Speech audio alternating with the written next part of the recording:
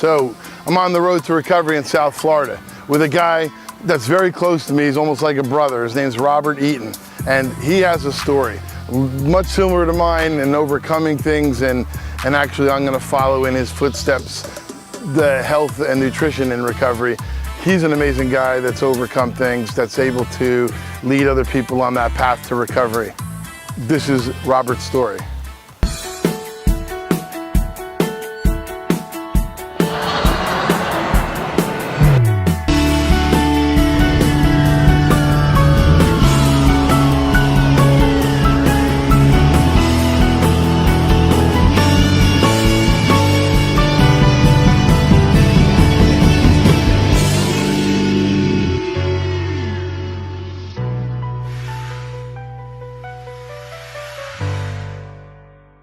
My addiction really started when I was about 12 years old, and that was the first time that I took a substance and put a substance into my body at the age of 12. So I just started hanging out immediately with people that did the drugs as well, you know, but I was defiant at home and I didn't listen. I was constantly in trouble at school. You know, I played sports and I did well, but I always had a poor attitude and, you know, was always that kid on the team that was getting in trouble for doing something. So looking back at it now as an adult, yeah, my life was out of control before I even knew what, you know, a life out of control looked like. By the time I decided that it was enough and I got clean, I literally had lost everything. I was married, I had 2 stepchildren.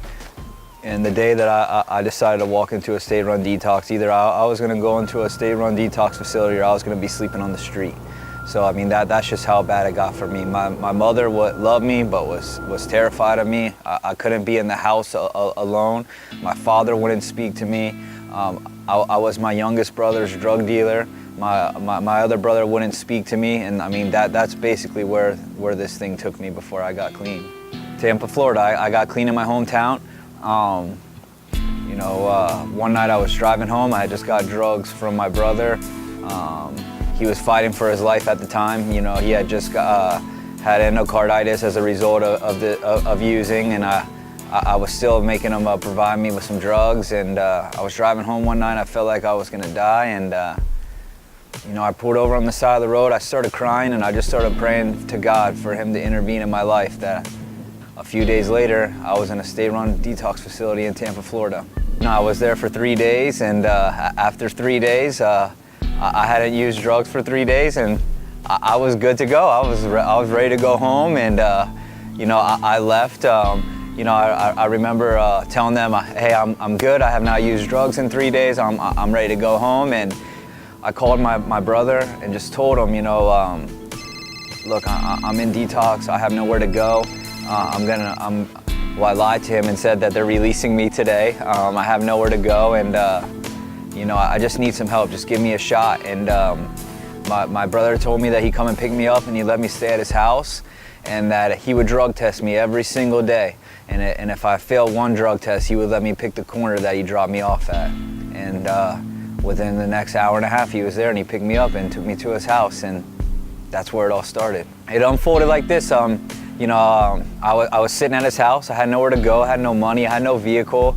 My ex-wife and I were split up, and you know, I was doing a lot of praying. I had no idea how I was going to stay clean, but I was willing to try, and I knew that I had to try something. And just one day, a guy knocked on my door, and I opened the door, and he asked me if I was Robert, and I told him yes.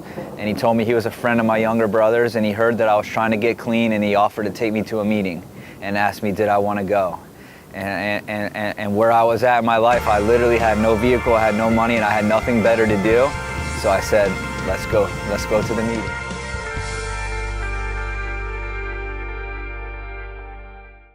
That guy told me that if I would come to him with meetings, that he would pick me up every single day and take me to him. And I just started doing the things that they told me that I should do in those meetings. You know, picking up white key tags, getting a temporary sponsor, going to meetings every single day, you know, trying to talk to people, trying to listen, and things just started to get better. So on September 22nd, I'll have 4 years clean, God willing. The one thing that I've learned in the last 4 years is that God is real and God is alive and God is really working in my life, man. And I'm only sitting here today because of Him.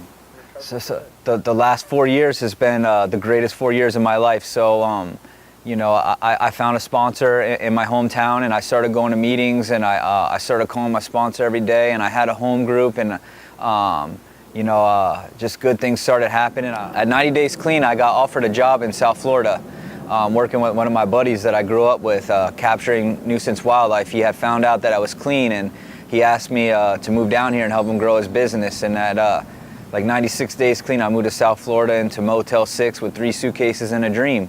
And I immediately started going to meetings down here. I found a church to get involved in down here. And I just started applying what I had learned in my hometown down here, raising my hand in meetings, getting a sponsor, doing step work, you know, finding ways to help people and being of service to people. I started to feel like I had some kind of purpose and self-worth. I started pursuing God on a daily basis and just asking Him to help me and reveal Himself to me.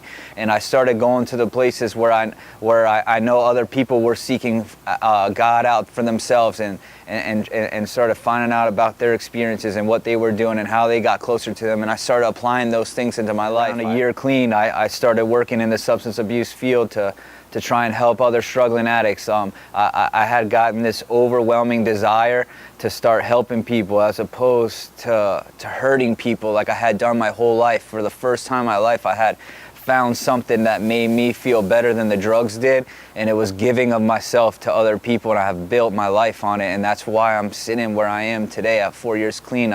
You know, when I'm in the rooms of 12-step fellowships, like I respect their traditions, and I respect you know, how that they choose to communicate people. But whenever someone comes out and asks me personally about my life, I always share about Jesus. When I got clean, I was nearly 300 pounds. You know, I lost over 130 pounds. I became a personal trainer and started a personal training business. And even just recently, I was in a physique competition. And when I went on stage, you know, you get to choose a song to play when you're up there. And I played My Story by Big Daddy Weave, and to let people know like how it is that I've overcome what I've overcome. And it's all by the grace of God. And I got to share up there with people my testimony, and I always give it to God. And that's why I'm so grateful that I went through what I did in my life, because you know, for me, being a Christian and where I'm at with God today, like I understand that it can be hard for people to believe in God, and people can refute certain things, but the one thing that no one ever can take from me is my testimony.